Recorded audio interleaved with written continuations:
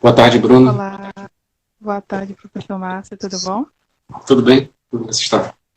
Estou bem, graças a Deus. Mais um sábado à tarde, né, falando sobre um assunto super importante hoje. Quero agradecer, né, porque você aceitou o nosso convite de estar aqui hoje falando, né, sobre psicanálise e esquizoanálise, justiça viral e correção vital. Professor Márcio, gostaria que o senhor começasse falando sobre você, se apresentasse aqui, né, para as pessoas que estão nos vendo, nossos web espectadores, e falasse um pouquinho sobre a sua carreira, com quem o senhor trabalha. Bom, Bruno, te agradeço muito pelo convite de participar dessa live, né? Aproveito também para agradecer a professora Lorena Guerini, que é coordenadora do curso de especialização em teoria psicanalítica da Laboro, que me fez esse convite. Eu sou um professor convidado desse curso de especialização em teoria psicanalítica, onde eu dou justamente essa disciplina, né, que se chama psicanálise e esquizoanálise, e é a única pós-especialização em teoria psicanalítica do Brasil que tem essa disciplina sobre esquizoanálise, né? Então, me sinto muito honrado pelo convite de lecionar nessa pós e também de participar dessa live. Bom, falando um pouco do meu percurso, né, eu sou psicólogo, fiz também uma graduação e uma especialização em filosofia, fiz meu mestrado e meu doutorado em psicologia social pela Universidade do Estado do Rio de Janeiro, a UERJ. Fiz um pós-doutorado em psicologia clínica pela PUC São Paulo, onde eu fui supervisionado pela Sueli Ronick. No mestrado e doutorado em psicologia social eu estudei com a Helena Conde. São duas referências, né, no campo da psicologia social, né, a Helena Conde, e na psicologia clínica, a Sueli Ronick, justamente nesse campo da esquizoanálise no Brasil. E atualmente eu faço pós-doutorado em teoria psicanalítica na UFRJ, sob a supervisão do Joel Birman, que também é um psicanalista super importante no Brasil, um pesquisador em psicanálise, que também trabalha com Deleuze e Guattari, que são justamente aqueles que criaram a esquizoanálise. Trabalho também muitos anos como professor, também sou psicanalista, atendo em consultório. Então, resumidamente, é um pouco do meu percurso acadêmico. Não, resumidamente, nós estamos com uma autoridade no assunto, né, para falar hoje, que honra. Então, vamos dar início, né? É curioso esse tema, na verdade, o título, né? O título dessa live é Psicanálise e Esquizoanálise. Então, muita gente, incluindo eu, né, não sabe do que se trata. Então, eu queria que você explicasse um pouquinho o que é esquizoanálise e qual é a sua relação aí com a psicanálise. Sobre a psicanálise, acho que eu não preciso explicar, né? Acho que a psicanálise dispensa explicações, né, como uma forma de psicoterapia criada por Freud, né, no início do século XX, onde ele buscava tratar aquela doença que a psiquiatria não dominava no momento, que era a histeria. E aí ele percebeu que a dinâmica dessas doenças, desses transtornos mentais, né, que tinham impacto no corpo, tinham causas de uma doença física, então, para os médicos da época, a causa disso era uma causa psíquica. Que Freud, então, foi descobrindo que é uma causa de processos da subjetividade dos sujeitos, que são produzidos no tempo, e que só mesmo pelo trabalho com a palavra ele poderia acessar essas memórias, acessar essas biografias, construir essa história. O sujeito tem que construir a sua própria história, e a partir dessa intervenção com a linguagem, com a palavra, as pessoas iam se livrando dos seus transtornos, dos seus sofrimentos. Bom, isso é a psicanálise, né? Que com seus conceitos, com suas escolas, com suas tradições. Bom, mas então isso é a psicanálise, todos nós conhecemos, mas o que é exatamente a esquizoanálise, né? Com esse nome diferente, né? Bom, o próprio nome já nos dá uma pista, né? Esquizoanálise. Então aponta para o conceito de esquizofrenia, que é uma forma de psicose que tem a ver com uma certa dissociação da função do eu e um inconsciente a céu aberto, como se diz, né? Bom, mas então seria uma análise da esquizofrenia? É um pouco isso, né? Se diz que a psicanálise tem como um modelo para pensar a subjetividade, foi assim que Freud criou a psicanálise, a partir do modelo da neurose, que tem a ver com uma relação ambivalente, uma clivagem, um conflito do sujeito com as suas pulsões, com seus desejos, e aquilo que a sociedade impõe, né? Os efeitos da linguagem, de repressão que a sociedade, que a família impõe ao sujeito, e ele se sente dividido, então, em conflito. A esquizoanálise, então, vai pensar a partir de uma multiplicidade, da ideia de esquizoanálise, né? Então, a esquizoanálise foi criada por Deleuze e Guattari, né, Gilles Deleuze e Félix Guattari. Gilles Deleuze era um filósofo, né, um filósofo muito importante para o século XX, para a segunda metade do século XX, e Guattari era um militante e um psicanalista francês. E, além de militante e psicanalista, Guattari também trabalhava como psicoterapeuta de psicóticos. Então, ele trabalhava diretamente com psicóticos e esquizofrênicos na chamada clínica de Laborde. Como é que se deu esse encontro de Deleuze e Guattari? Né? Esse encontro de Deleuze e Guattari, que propiciou o surgimento da esquizoanálise, é muito interessante para a gente entender o surgimento da esquizoanálise e também um pouco da nossa época hoje. Né?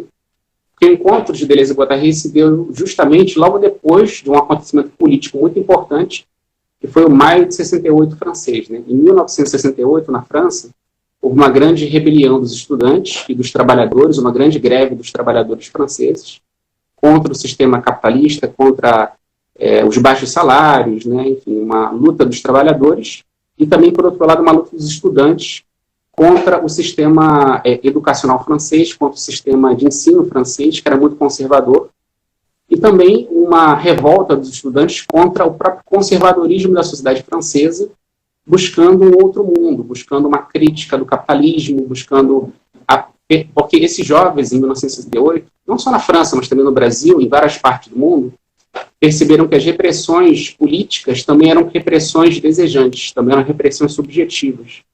O capitalismo, ele não apenas explora os trabalhadores, ele não cria uma enorme miséria no mundo, mas ele também cria uma miséria subjetiva, uma miséria psíquica, efeito de repressão, sofrimento.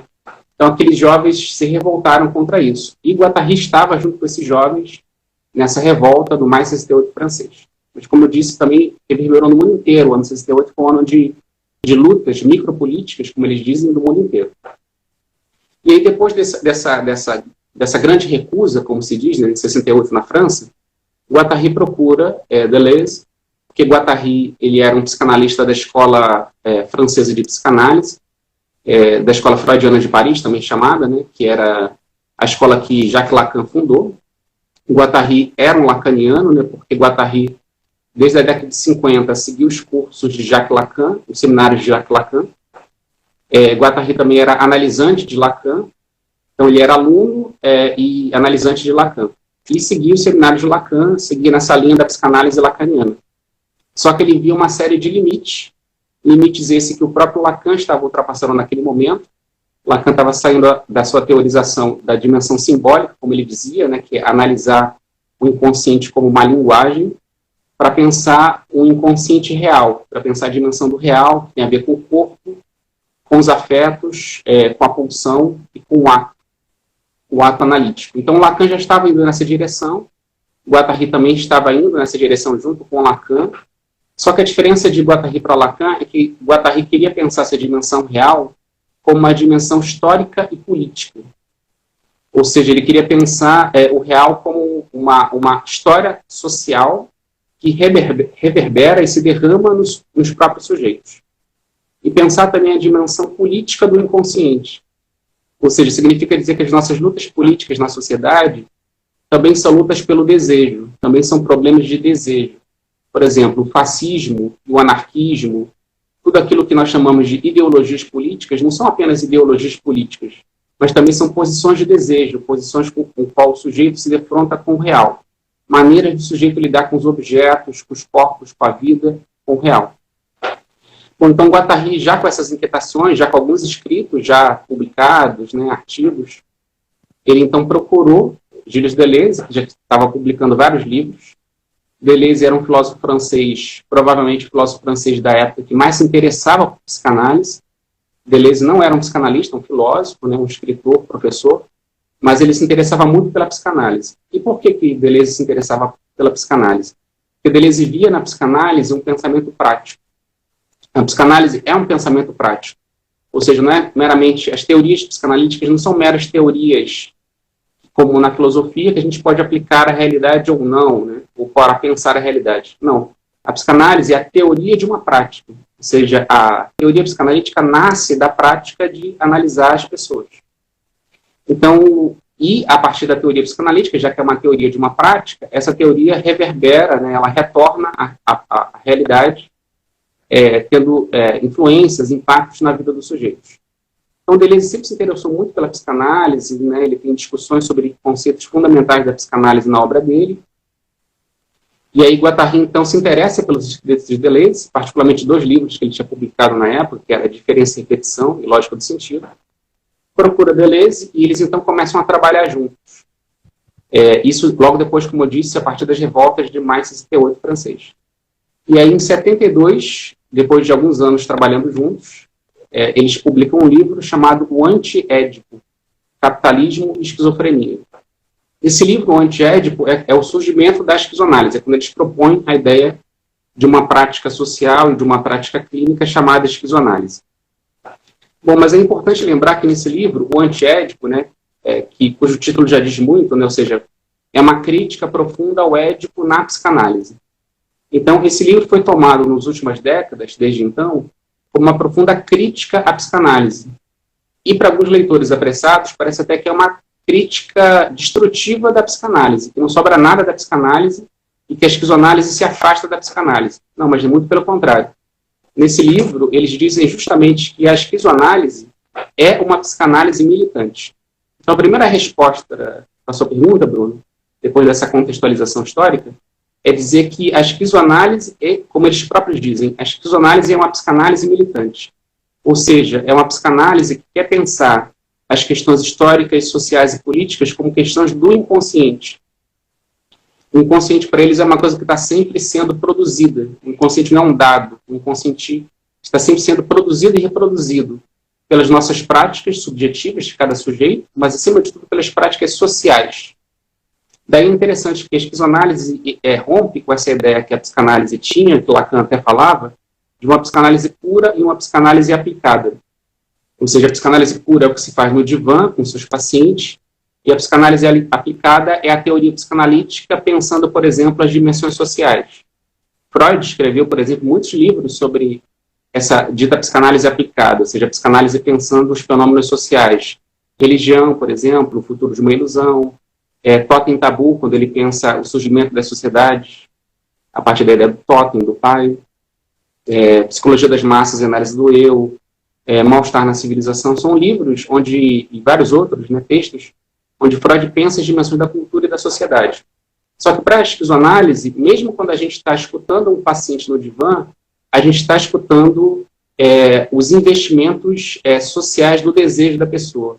Quando a pessoa no divã, por exemplo, fica falando de certas maneiras de pensar a sociedade, fica fantasiando ou delirando questões sociais, questões políticas, sim, é do desejo que a gente está tratando.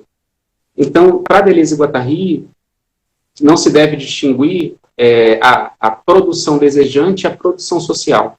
Então, isso é um ponto central da esquizoanálise. A produção, para eles, é uma só, tanto desejante quanto social. O que isso quer dizer, né? Então, eles se inspiram na análise marxiana, a análise de Marx, né, de Karl Marx, que pensa a produção do capitalismo, a partir da ideia de mais-valia, a partir da exploração do trabalho, enfim. Aquela ideia do Marx que é um materialismo. Freud também era um materialista. Então, Deleuze e Guattari vão nessa linha de pensar a partir de Freud e Marx. Marx, que pensou a produção social, e Freud, que pensou a produção desejante.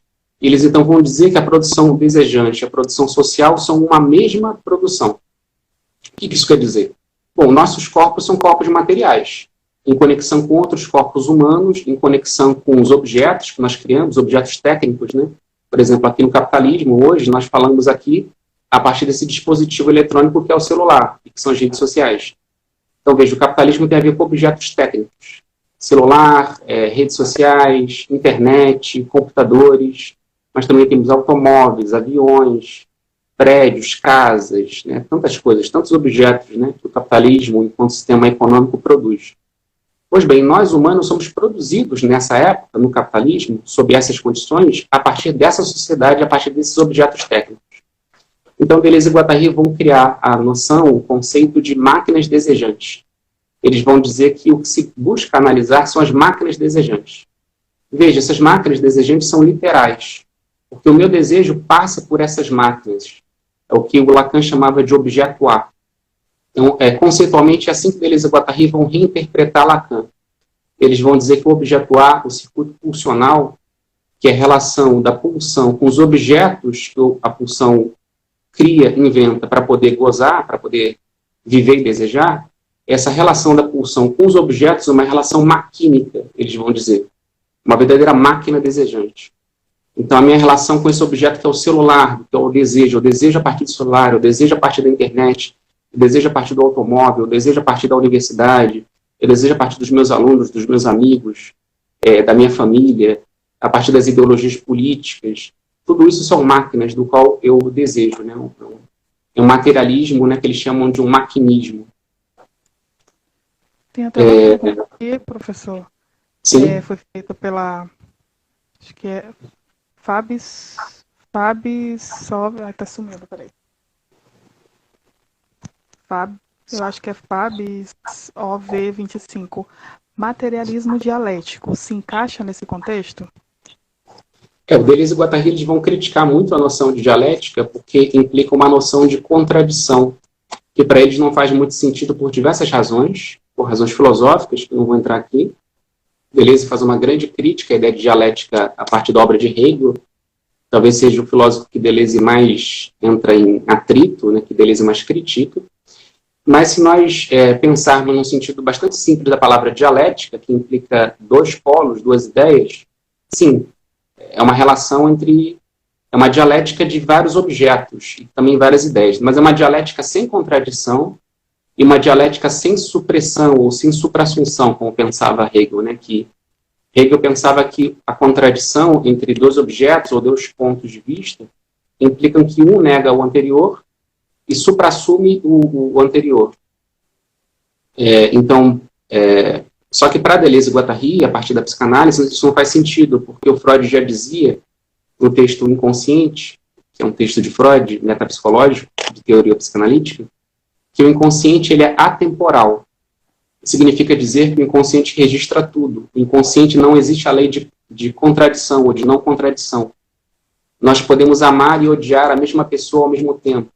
Nós podemos ter ideias, nós podemos ser ao mesmo tempo, né, isso é interessante de analisar, a gente pode falar sobre isso mais à frente, nós podemos às vezes ser muito revolucionários do ponto de vista político e muito reacionários do ponto de vista das nossas relações interpessoais, das nossas relações subjetivas. Podemos às vezes ser muito revolucionários em certos posicionamentos sociais, mas às vezes muito reacionários com o nosso próprio desejo, inversamente. Ou seja, essas contradições da mente humana, elas não se opõem, não se contradizem, não anulam uma outra. Então, é por isso que eu falava por isso que Deleuze e Guattari criou esse nome de esquizoanálise, né? Porque se Freud pensava a subjetividade a partir do modelo da neurose, Lacan depois vai avançar a psicanálise, vai pensar o modelo de subjetividade a partir do modelo da paranoia, daí os conceitos de Lacan muito importantes como o estádio do espelho, são todas noções, e de simbólico, são todas noções criadas a partir do modelo clínico da paranoia. Deleuze e Guattari, por outro lado, eles vão avançar a partir disso que Lacan propunha e pensar a partir do modelo esquizofrênico, ou seja, de uma multiplicidade que não se contradiz. É de um corpo disjunto, mas que afirma todas as suas diferenças ao mesmo tempo. É um corpo múltiplo. O desejo, então, ele é múltiplo. Então, é por isso que a esquizoanálise propõe como método de pensamento, de pesquisa e de prática clínica o modelo que eles chamam de cartografia. Então, é necessário cartografar, fazer um mapa dos investimentos desejantes, seja de um sujeito, por exemplo, que a gente atende no consultório, seja de um grupo, né, porque a esquizoanálise sempre foi desde o início, né, uma psicanálise também de grupos, né, Guattari trabalhava muito com grupos militantes, ele buscava justamente levar a prática psicanalítica, a teoria psicanalítica para os grupos. Então, a esquizoanálise analisa também, por exemplo, os investimentos de desejo de grupos, como é que os grupos entram em certos impasses, impasses às vezes conservadores, impasses onde o desejo não circula, os grupos criam dogmatismos, criam psicologia de massas, né, ou seja, criam psicologias, formas de construção de grupos, formas conservadoras, né, de de produção de grupos, onde o desejo não passa e é onde a enunciação da palavra também não consegue se expressar. Nós sabemos, né, nós que participamos de grupos, o quanto os grupos são repressores da singularidade. Então, Guattari e Deleuze tentam levar, mais ainda Guattari, a psicanálise para os grupos, via esquizoanálise. Ou seja, a partir desse modelo da multiplicidade, a partir de um modelo da diferença, do qual a esquizofrenia se torna uma espécie de modelo teórico. Não que nós devemos nos tornar esquizofrênicos, a questão não é essa. Mas, ao contrário, descobrir no fundo do inconsciente essa esquizofrenia que nos constitui. Que esquizofrenia é essa? É porque todos nós temos muitas vozes na cabeça. Todos nós temos muitos investimentos de desejo, que remetem, segundo Deleuze e Guattari, às produções sociais. Então, todos nós trazemos todas as contradições que a sociedade deposita em nós, porque nós fomos produzidos por essa própria sociedade. Então, é uma análise do desejo que percebe, então, o social e o histórico em nós. E, ao mesmo tempo que os grupos, supostamente objetivos, eles trazem a marca do desejo dos seus sujeitos. É necessário analisar nos grupos o desejo que perpassa ali. Temos eu não queria passar para o segundo tópico, para não... Tem umas perguntas aqui, eu acho que é uma frase, tudo, para a gente não ter que voltar, né? A gente já está falando sobre dialética, né? Teve essa pergunta sobre a dialética, e aí a Alcielma falou assim: mas dialética não é só sobre contradição, é sobre ambiguidade. Ambiguidade como condição mesmo. É nesse sentido que eu falei. Assim, se a gente pensar a palavra dialética no sentido mais geral, o Guattari, inclusive, nos textos dele, utiliza a palavra dialética, mas no sentido não marxista e não hegeliano, mas no sentido assim, de conceito técnico na filosofia, a dialética tem a ver com uma origem hegeliana, do qual Deleuze critica, mas no sentido comum, a palavra dialética é bem isso que a Cielma falou, e do qual Deleuze e Guattari, sim, vão pensar um pouco por aí, né, das multiplicidades de pontos de vista, e que o inconsciente afirma todas elas. Certo, então, para o segundo ponto, acho que as pessoas já estão falando meio que sobre isso já, né, na discussão aqui do bate-papo, o subtítulo da live, né, que se chama Justiça Viral e Correção Vital. E aí parece que você se refere à pandemia que estamos vivendo, e aí então eu queria que você explicasse o que significa dizer justiça viral e qual é o sentido de uma correção vital. Isso é importante, né? O subtítulo da nossa live. Então, a ideia era pensar um pouco sobre essa pandemia do coronavírus, né? O Deleuze diz, né, que, na verdade, toda uma tradição filosófica vai dizer que nós pensamos naturalmente, né? Por exemplo, Kant vai dizer que nós temos uma faculdade de pensamento. Descartes vai dizer que o pensamento é uma coisa natural, né? Que todos os homens pensam. Aristóteles já dizia que o homem é um animal racional, um animal que pensa. Deleuze não. Deleuze vai dizer que o fundo de todos nós é a animalidade, né? É a besteira, né? Que remete à ideia de besta, né? De animal, né? Todos nós somos, no fundo, animais. E o que produz em nós o pensamento é um choque. Então, Deleuze vai dizer que o pensamento é um acontecimento, o pensamento é fruto de uma violência. Nós não pensamos naturalmente, nós somos forçados a pensar. O pensamento nasce de acontecimentos que nos forçam a pensar. Então, desde que nós nascemos, né, só pensar, por exemplo, no parto, né, no nascimento. O parto é uma coisa traumática, né, é uma coisa violenta. A coisa mais bela da vida, né, que é o fato de viver e de nascer, nasce, né, de dor, de sangue, nasce de uma violência. Né, uma violência que nos força a pensar. Que vida é essa que surge? Ou talvez o bebezinho que nasce, né? Que mundo é esse que eu entrei, né? Que roubada é essa que eu entrei agora que eu vou ter que viver? Mas pegando esse exemplo, digamos que fofo, várias outras coisas na vida, vários acontecimentos na vida nos forçam a pensar.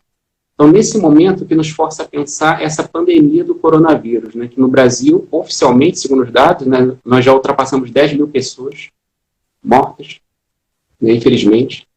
E no mundo inteiro, centenas de milhares de pessoas mortas, milhões de pessoas contaminadas e bilhões de pessoas confinadas em isolamento social. Então, esse ano é o que nos força a pensar, a violência, né, que nos força a pensar é o coronavírus. Então, temos que pensar diante disso, né, o que pensar, né, diante disso, né? Que signo é esse, que é a Covid-19, que nos força a pensar? Então, Deleuze e Guattari vão dizer que o que nos força o que nos faz analisar, o que produz análise, é o analisador, é o acontecimento analisador. Então, assim como na psicanálise, né, Freud descobriu, Freud falava das formações do inconsciente. As formações do inconsciente é mais ou menos isso que Deleuze diz, são coisas que nos forçam a pensar. O que são as formações do inconsciente para a psicanálise? São os sonhos. Eu tenho um sonho e eu fico pensando naquele sonho. O que esse sonho quer me dizer? Veja, um acontecimento é um signo que me força a pensar. Um sintoma, eu tenho um sintoma, sei lá, obsessivo. Fico pensando, mas por que eu estou fazendo isso? Né? Por que eu estou querendo controlar tudo? Né? O que esse sintoma me faz pensar? O sintoma me faz sofrer e eu procuro um terapeuta, um psicanalista, para me ajudar a entender aquilo. Aquele sintoma que eu tenho que eu não consigo controlar, que me faz sofrer. Então, veja, o sintoma me força a pensar. O xiste, que é a piada, né? Fala muito do inconsciente, né? A piada também nos força a pensar. Então, os xistes, os sintomas, os atos falhos, os lapsos, os sonhos, as formações do inconsciente nos forçam a pensar. Nos forçam a pensar porque nos tiram do lugar de pacientes, nos tiram do lugar do objeto, nos fazem pensar como sujeito. Por exemplo, os sonhos, né? Quando eu tenho um sonho, parece outra pessoa que eu vejo no sonho. O sonho, às vezes, não tem nada a ver com o eu na minha vida de vigília, o meu eu consciente. Então, é justamente o sonho que me força a pensar como sujeito, porque foi eu que inventei o sonho é meu. Então, eu como sujeito inventei o sonho, mas há um sujeito que é dissociado do eu consciente. Então, existe um eu inconsciente, um sujeito, né, que cria aquelas formações e que força o eu a se pensar como sujeito. Então, o coronavírus, aparentemente, ele nos coloca nesse lugar de objeto, de uma carne que é matável por um vírus. E não só por um vírus, né? Também por estruturas sociais, políticas e econômicas que nos matam, efetivamente. E a gente está vendo isso no Brasil. Então, nós somos transformados em objetos. Só que esse acontecimento violento, que é o coronavírus, ele também nos faz pensar como sujeitos, ou seja, nos faz nos responsabilizar pela vida que nós temos. Seja a vida do meu corpo, eu tenho que preservar meu corpo, né, sair da zona de contaminação, me cuidar para não me matar e não matar os outros ao meu redor, mas também pensar a sociedade como um todo, né? O capitalismo que transformou o mundo numa grande aldeia global, para falar como Marshall McLuhan, né? Uma aldeia global, inclusive, bastante, onde os índios, que somos todos nós, estão morrendo, né? Isso sem falar nos índios reais, né, do Brasil. Isso é uma outra história. Então, o coronavírus é um analisador que nos faz pensar sobre a vida que nós temos. Então, o que significa dizer justiça viral, né? Então, a primeira coisa que chama atenção nesse termo coronavírus, né, o nome, né, que o vírus ele tem uma coroa, né, em volta. E aí, o psicanalista Christian Dunker, que é um professor da USP de São Paulo, ele escreveu um artigo na internet que ele chama um artigo chamado A Coroa de Espinhos, onde o Christian Dunker diz que o coronavírus é uma espécie de coroa de espinhos para o narcisismo global. O que ele quer dizer com isso, o Christian Dunker? Ele quer dizer que nos últimos anos nós tivemos uma inflação do imaginário narcísico, justamente pelas redes sociais, por esses dispositivos móveis, pelos smartphones, né? A televisão antes já fazia isso, né? Mas antes na televisão eram só os astros, os atores de televisão, né? Só que nos últimos anos, com as redes sociais, a internet, os smartphones, cada um se tornou ator, personagem, astro, né? Houve uma inflação do imaginário narcísico. As imagens circulando por todo lado, os rostos circulando por todo lado, houve uma inflação do imaginário narcísico, onde nós frequentemente nos apresentamos como pessoas de sucesso, como pessoas legais, né? Pessoas com muitos amigos, muitos eventos, né? A gente fica se vendendo como uma espécie de empresário de nós mesmos, vendendo nosso eu superinflado. E aí vem o coronavírus e nos obriga ao isolamento. Bilhões de pessoas confinadas, isoladas, que não podem se encontrar mais. E aí, que glamour é esse? A gente não tem mais mundo para mostrar, a gente não tem mais festas para frequentar. O tempo capitalístico parou. Então, segundo Dunker, é uma coroa de espinhos para o nosso narcisismo. Só que, veja bem, vamos avançar nessa análise do Dunker, né? Por que o coronavírus é uma coroa de espinhos? Mas a dor de cabeça global, é igual para todos? Muita gente tem dito isso, né? Que o coronavírus ele é democrático, porque ele mata rico, pobre, mulher, homem, negro, branco, LGBT e heterossexual. É democrático. Mas não. Se a gente olhar bem, a gente vai ver que essa coroa de espinhos, essa dor de cabeça mundial, esse sofrimento, não atinge todos da mesma maneira. Então a gente vê, por exemplo, que as populações negras, que são as mais pobres, que estão em bolsões de pobreza, como guetos e favelas, e elas sofrem mais. porque são populações minoritárias abandonadas ao poder público. O poder público abandonou essas pessoas. A gente vê, por exemplo, no Brasil, os indígenas, né, que são grupos que estão sofrendo, sempre sofreram ao longo desses séculos, muitas ações de invasão, de violência, de assassinato, e mais ainda agora nesse governo, nesse desgoverno do Bolsonaro, onde garimpeiros, onde madeireiros e onde poceiros são incentivados que entrem na terra dos indígenas. Então, veja, a dor do indígena é muito pior do que nós nas cidades. E nós nas cidades, a dor dos negros e das populações pobres é muito maior do que as populações brancas e de classe média. Então, a dor de cabeça global é diferencial. Isso é um ponto importante, porque ajuda a gente a cartografar que a pandemia não atinge a todos da mesma maneira. A pandemia acaba refletindo na sua marcha de destruição, de contaminação, doença e morte, segundo a lógica que nós humanos inventamos. Então, o coronavírus ele não é democrático, ou se ele é democrático, ele reverbera a democracia que nós mesmos inventamos, que é uma democracia desigual. Uma democracia onde uns são mais iguais do que outros. Então, a pandemia acaba sendo uma grande caixa de ressonância para entender a nossa sociedade como ela existe hoje. Só que, por outro lado, o vírus ele também traz uma justiça, né? Tem uma série de autores, particularmente antropólogos, que trabalham com indígenas, por exemplo, Bruce Albert, que escreveu um livro junto com Davi Copenhague, que é um xamã Yanomami, é um livro maravilhoso, né, que se chama A Queda do Céu, Palavra de um Xamã Yanomami. E o Davi Copenhague, que é um xamã Yanomami e uma liderança do povo Yanomami, ele diz nesse livro, segundo a mitologia dos Yanomami, que as doenças, as pestes, são vinganças dos espíritos, são vinganças dos espíritos da floresta, são vinganças da mata, são vinganças dos animais. Então ele diz, né, o Davi Copenhague fala nesse livro, que foi publicado uns 5 anos atrás, 4, 5 anos atrás, que as doenças que atacam os índios também vão atacar os brancos. Então eles entendem as doenças como vinganças. Bom, isso faz sentido para nós, né? Nós que somos brancos porque não indígenas, nós que somos ocidentais, citadinos, né? Isso faz sentido? Pior que faz algum sentido, né? Porque quando a gente estuda sobre essas pandemias, né, particularmente o coronavírus, a gente vê que tudo indica, as pesquisas indicam que o coronavírus surgiu de morcegos na Ásia, que por sua vez passaram o vírus, né, o coronavírus para pangolins, que são, se não me engano, mamíferos, né, muito parecidos com o nosso tatu aqui no Brasil, que os chineses se alimentam deles, né? Os chineses e outros povos também, né, como nós também no Brasil, todos os povos, né, caçam animais silvestres, selvagens, para consumir.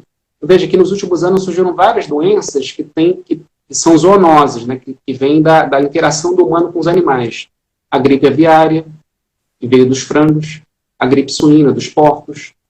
Então, essas doenças, essas novas gripes que têm surgido nos últimos anos, têm a ver com uma relação inadequada que os humanos estão tecendo com os animais e com a natureza.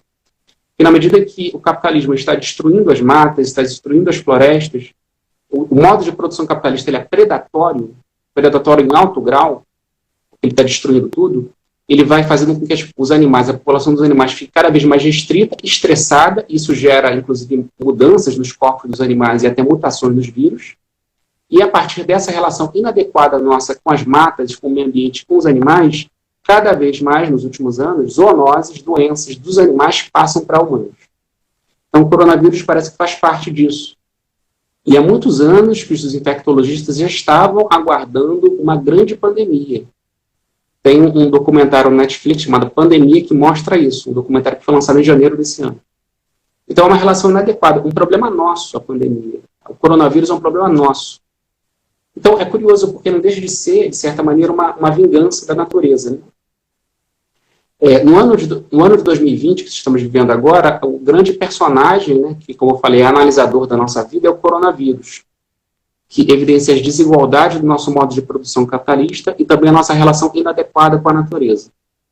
Porém, no ano de 2019, teve uma outra personagem que viralizou, né, que se tornou muito famosa nas redes sociais, no mundo inteiro, nos telejornais, que foi uma jovem, né? Essa então, traz uma mensagem da vida, que foi a ativista sueca Greta Thunberg. Uma jovem, uma criança, uma adolescente, que em 2018 iniciou uma greve escolar pelo clima. E ela sozinha começou a não ir mais para a escola, com seu cartaz, né, escrito Greve Escolar pelo Clima, E a partir daí as pessoas começaram a tirar fotos, filmaram ela começou a tornar famosa. Várias outras crianças e adolescentes da Suécia começaram a seguir ela, começaram a fazer greve escolar, passaram a não ir para a escola, para lutar contra o sistema capitalista, né, e o aquecimento global, né, porque o aquecimento global, a gente sabe, né, é um fato inelutável, embora muita gente tente negar, que há 200 anos que a temperatura do planeta vem crescendo, e nesse século XXI está crescendo de maneira acelerada, que está produzindo uma série de catástrofes ambientais e que vão produzir muitas outras nos próximos anos, né. Os fatos sobre isso são assustadores, né. E não é só o aquecimento global, também tem a ver com a destruição das florestas, e também com o crescimento da sexta extinção em massa. Porque na história do planeta Terra já houve 5 grandes extinções em massa das formas de vida no planeta. Nós estamos agora vivendo a sexta extinção em massa. A diferença é que essa extinção em massa que estamos vivendo hoje, se eu não me engano, a última foi há milhões de anos atrás com os dinossauros, quando caiu aquele meteoro e exterminou os dinossauros em 99% da vida do planeta.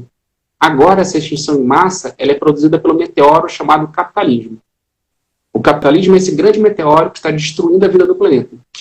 Só para ter uma ideia, Bruna, e os demais, né, ouvintes, né, participantes dessa live, alguns dados mostram que nos últimos 40 anos, 52% dos seres vertebrados do planeta foram extintos.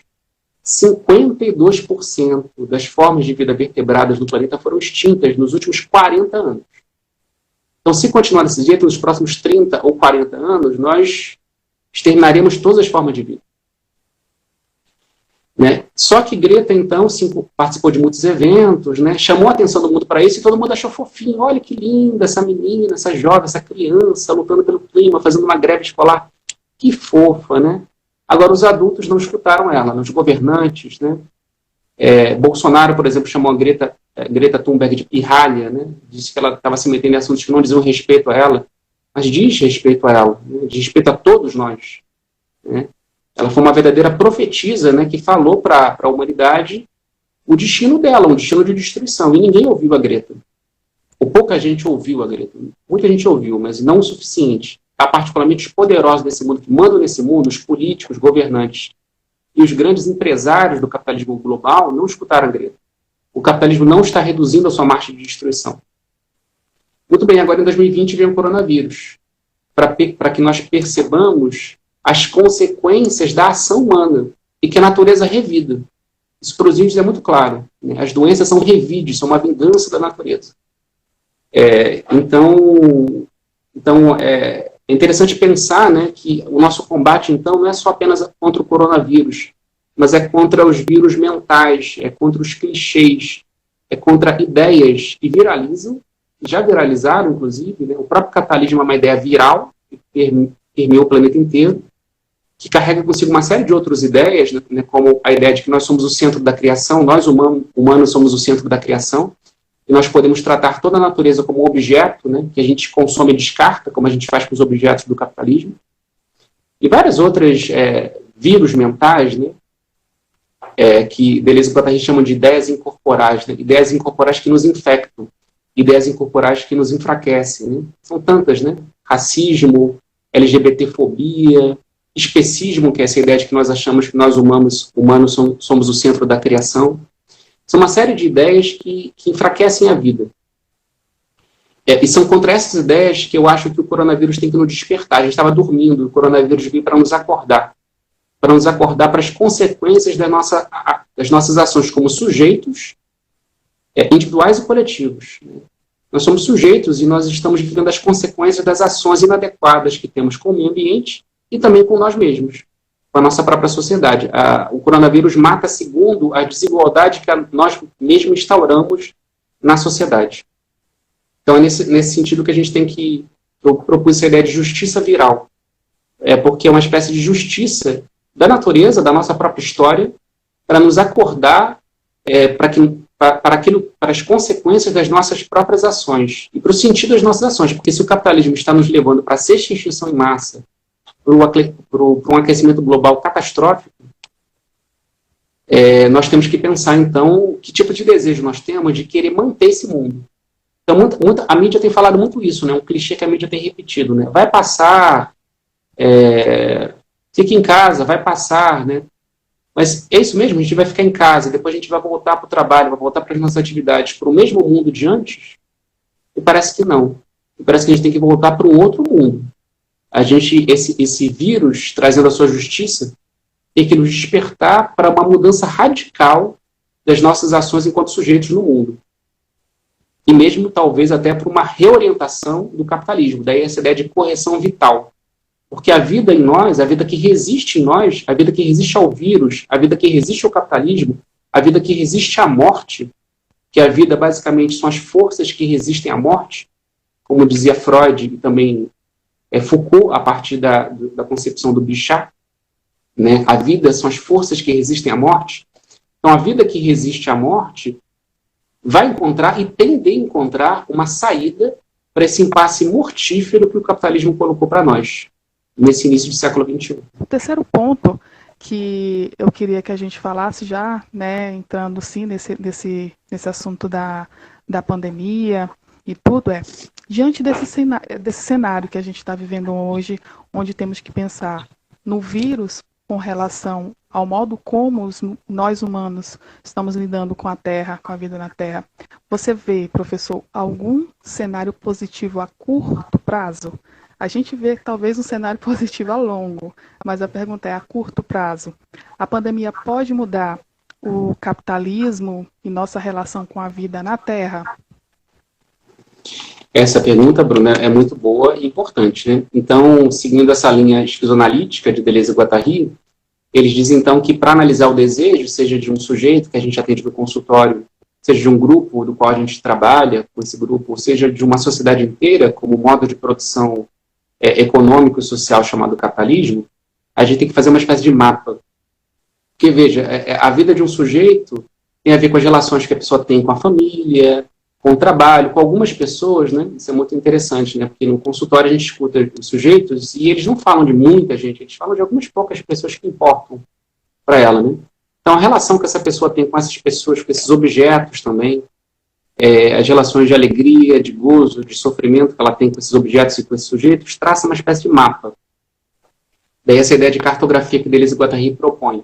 Então, para analisar uma pessoa, um grupo, uma instituição, é necessário fazer um mapa, uma cartografia de por onde o desejo, as ações circulam, quais os efeitos dessas ações, como então esse sujeito, essa instituição, essa sociedade funciona, em linhas gerais, e a partir desse mapa, a gente também consegue traçar o que Deleuze e Guattari chamam de linhas de fuga. Linhas de fuga, então, são as linhas de mudança de um sujeito, de um grupo, de uma instituição, de uma sociedade.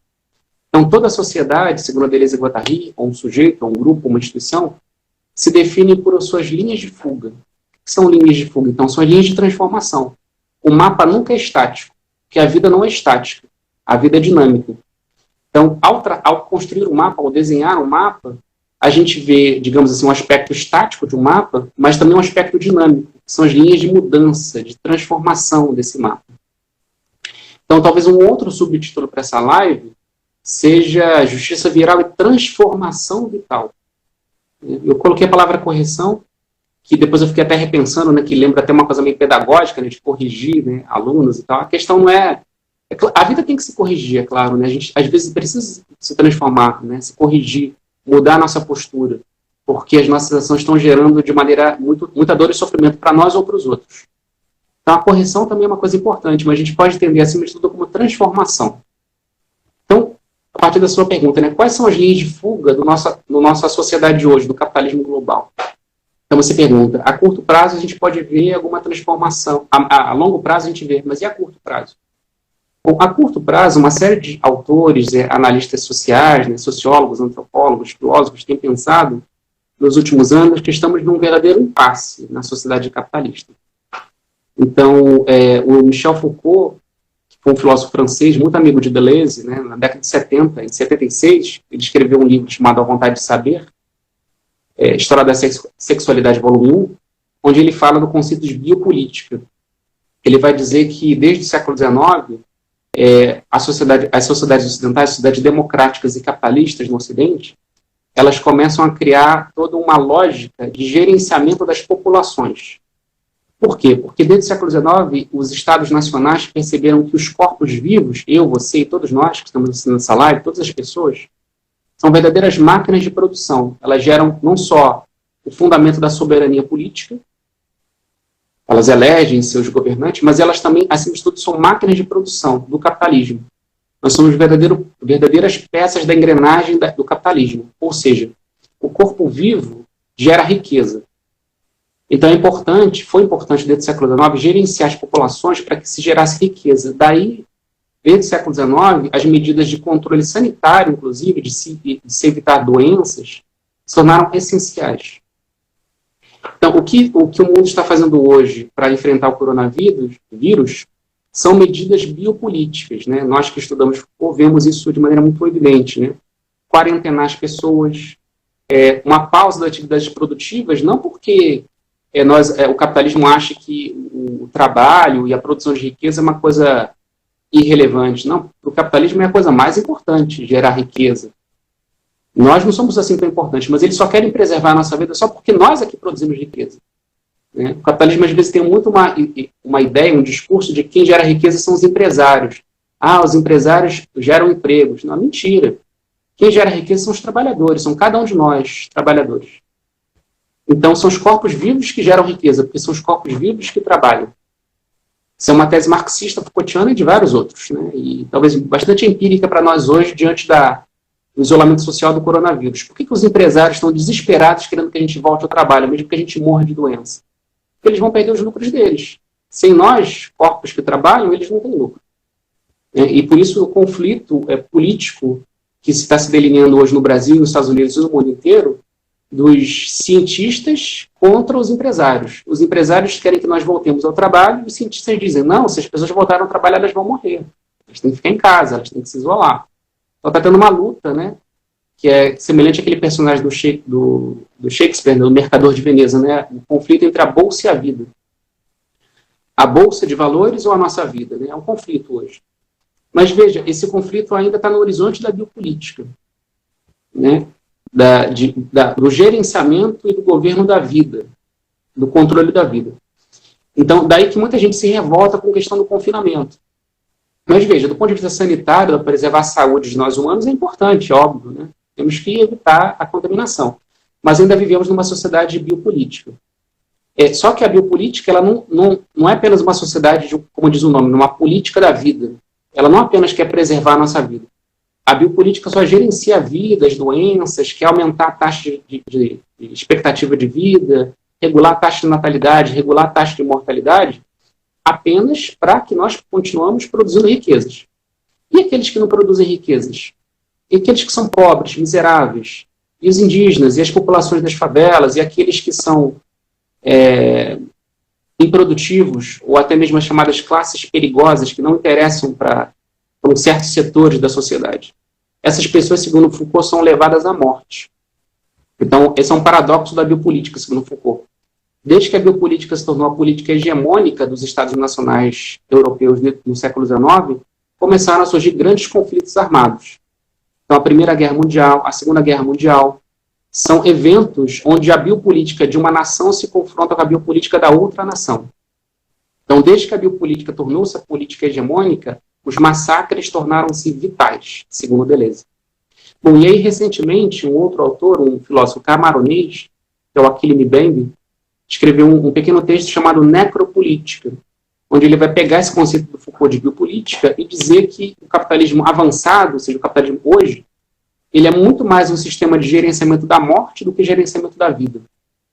Então, ou seja, o Achille Mbembe desenvolve essa ideia do Foucault para mostrar, por meio de exemplos, né, que o capitalismo hoje é uma grande máquina de gerenciamento da morte.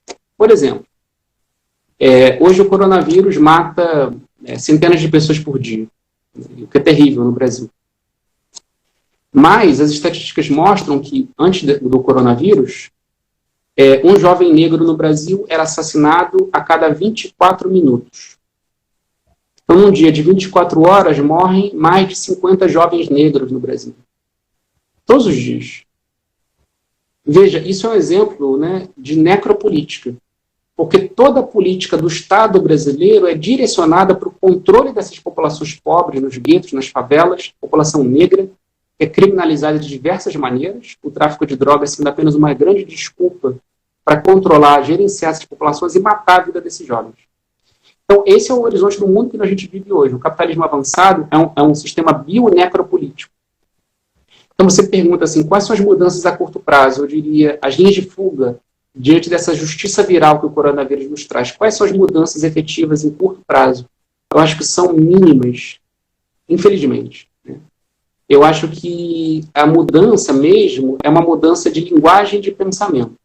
A gente tem que acordar para as tarefas urgentes que o nosso mundo coloca para nós hoje. Que, veja, são tarefas ao mesmo tempo, são tarefas da vida. É a vida que nos impõe isso, uma vida impessoal, uma vida inconsciente que diz respeito a todos nós, que nos obriga a nos responsabilizar pela vida. E parar de gerenciar a morte. Porque a morte acontece, mas a gente tem que estar preocupado com a vida, né? E não uma vida para gerar dinheiro e riqueza para os empresários, mas uma vida para gerar diferenciação, uma vida para gerar riquezas, eu diria, espirituais, no sentido de pensamento, né? Espírito no sentido filosófico, de pensamento, né? Riquezas culturais, riquezas de gozo, né? Riquezas de alegria.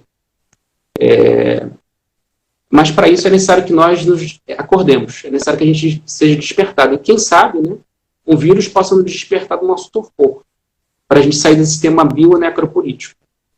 Então, a curto prazo, as linhas de mudança são pequenas, mas talvez elas sejam suficientes, porque, veja, agora na pandemia a gente está se conectando pelos dispositivos virtuais.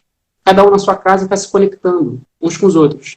Será que pela linguagem? Será que é pela palavra? Será que por meio desses dispositivos também a gente conseguiria se conectar uns com os outros e reconfigurar as nossas ideias, eliminar certos vírus mentais que nós temos, clichês, palavras de ordem que nos impedem de pensar, e a gente possa, então, pensar os problemas urgentes da vida que nós temos pela frente nos próximos anos e nas próximas décadas? É um pouco por aí que eu aposto. Eu sei que o papo está muito bom. Estão pedindo até que tenha continuação depois dessa live, né? Mas o nosso tempo já deu. Realmente nós já estamos chegando a 1 hora e a gente vai precisar encerrar. E eu quero agradecer muito a todos que participaram, principalmente ao professor por nos esclarecer hoje, né? Nessa live que foi muito enriquecedora, foi uma verdadeira aula, né? O nosso curso de teoria psicanalítica, ele está funcionando normal, nós estamos tendo aulas online, então se você se interessa por este assunto, se matricule, né, no nosso curso de pós-graduação. Quero agradecer a todos os comentários, a participação dos nossos web espectadores, né, tá? Então, professor, muito obrigada. Eu que agradeço, Bruno, agradeço a todos que estiveram nos ouvindo aqui até esse momento, foi muito bom, realmente passou muito rápido, né, gostaria de ter tempo de conversar mais com os participantes, né, que estão aqui nos ouvindo. Mas, quem sabe, em outros momentos, outros convites também, estou aqui disponível. E agradeço a todos aí pela participação, pela atenção.